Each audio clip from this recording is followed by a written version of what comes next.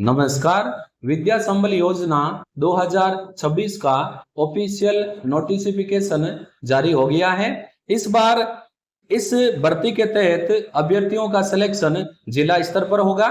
ये मुख्य जिला शिक्षा अधिकारी समग्र शिक्षा नागौर का ऑफिशियल नोटिफिकेशन है।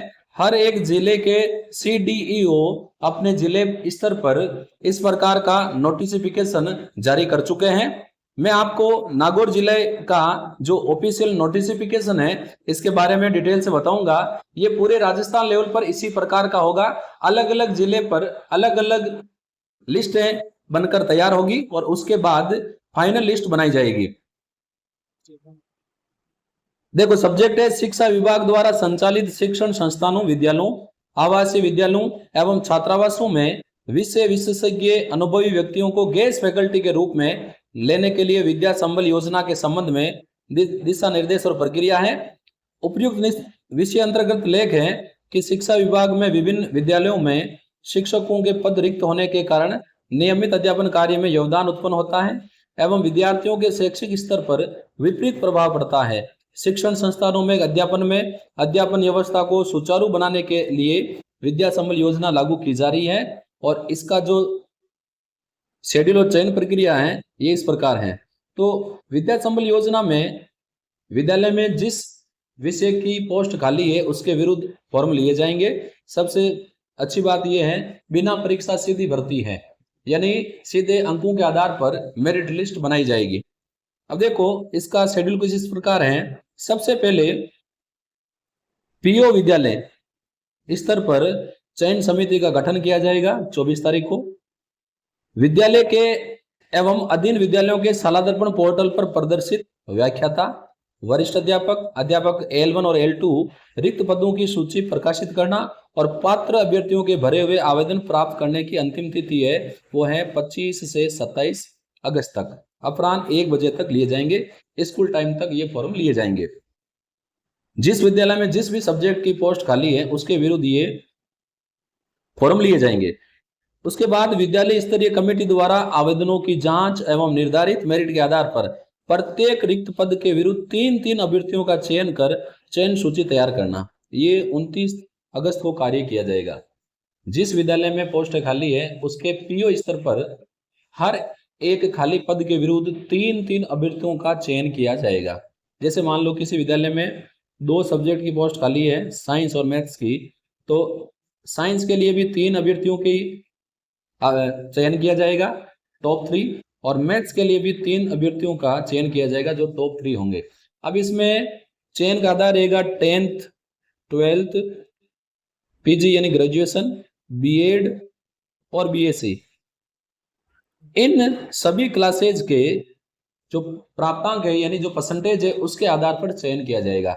हर एक क्लास का अलग अलग वेटेज होगा। 10th का अलग होगा, 12th का अलग होगा, PG का अलग होगा, B.Ed का अलग होगा और MSc का अलग होगा, या MA है तो MA का अलग होगा, जिसके लिए गाइडलाइन विस्तृत रूप से जारी कर दी जाएगी। उसके बाद जो करने योग्य कार्य हैं, विद्यालय द्वारा चयनित अभ्यर्थियों के आवेदन पत्र एवं चयन सूची CBO कार्यालय में पहुंचाने हेतु अंतिम तिथि है 31 अगस्त को सुबह 11 बजे।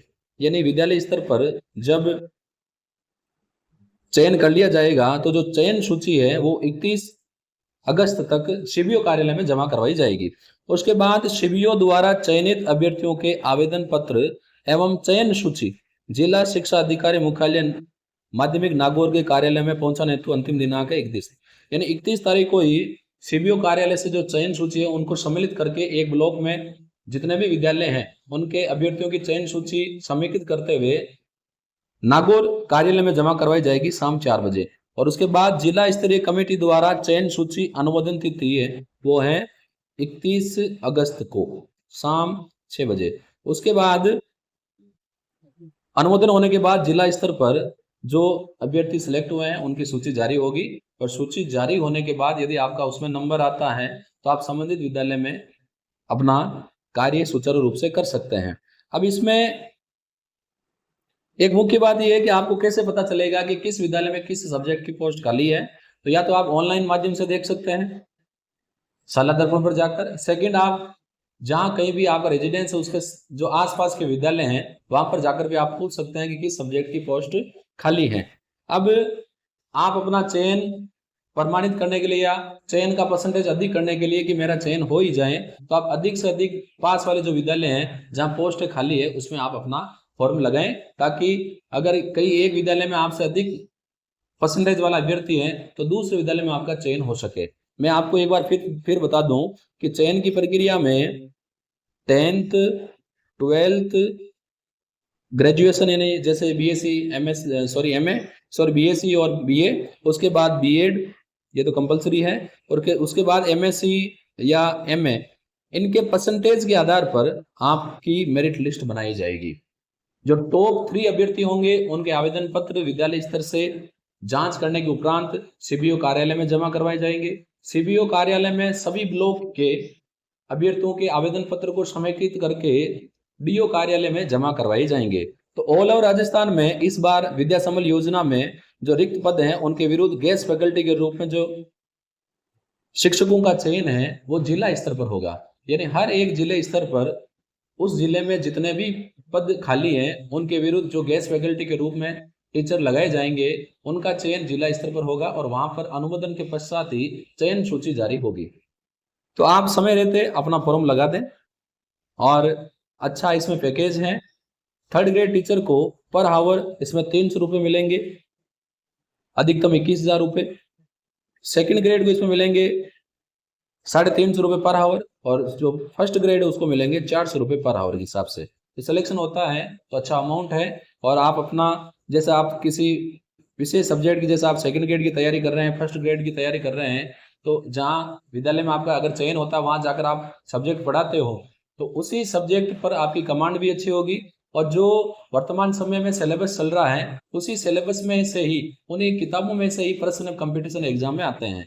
तो एक तो आपको आर्थिक आधार मिल जाएगा, डिपेंडेंसी आप खत्म कर सकते हैं, घर वालों पर आप वजन नहीं कर पाओगे, डिपेंडेंट हो जाओगे। सेकंड, एक तो आपके पैसे आ रहे हैं और आपकी तैयारी भी मजबूत हो रही है, क्योंकि एनसीईआरटी सिलेबस जो वर्तमान में राजस्थान शिक्षा विभाग में जो चल रहा है उन्हीं बुक्स से सिलेबस, उन्हीं बुक्स से क्वेश्चन कंपटीशन एग्जाम में पूछे जाते हैं। तो यदि आप पढ़ाते हो तो आपके डबल फायदा है, पेमेंट मिलेगा, साथ में आपकी तैयारी भी अच्छी हो जाएगी।